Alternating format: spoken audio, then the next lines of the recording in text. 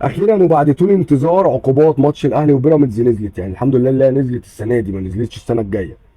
بيقول لك ايه بقى؟ ايقاف محمد الشيبي 3 ماتشات وغرامه 50,000 جنيه للطرد المباشر. ركز معايا عشان دي طرد مباشر. وايقاف خالد عبد الفتاح مباراه للحصول على انذارين في ماتش. دي اللائحه بتقول كده، اللي ياخد انذارين في مباراه واحده ده عقوبتها ماتش واحد. لكن محمد الشيبي خد طرد، فديت عقوبتها 3 ماتشات و50,000 جنيه غرامه للشيبي. تحويل ممدوح عيد واحمد الشناوي وكريم حافظ ومروان حمدي ودونجا وزلاكا من بيراميدز للجنه الانضباط.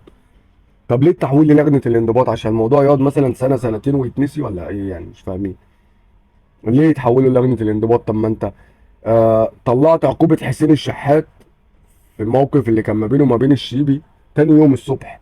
تاني يوم الصبح كانت العقوبه نازله.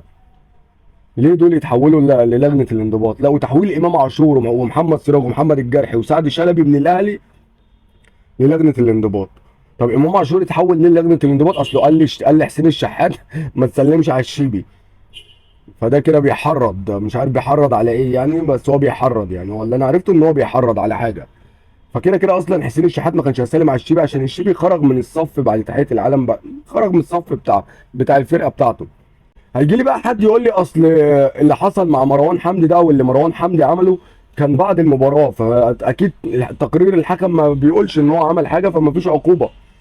هقول لحضرتك ان الموقف بتاع حسين الشحات مع محمد الشيبي ما كانش في تقرير مباراه. خدوا الفيديو من الشاشات ومن التلفزيون ومن السوشيال ميديا وعملوا عليه عقوبه، ما كانش فيه اي تقرير من الحكم.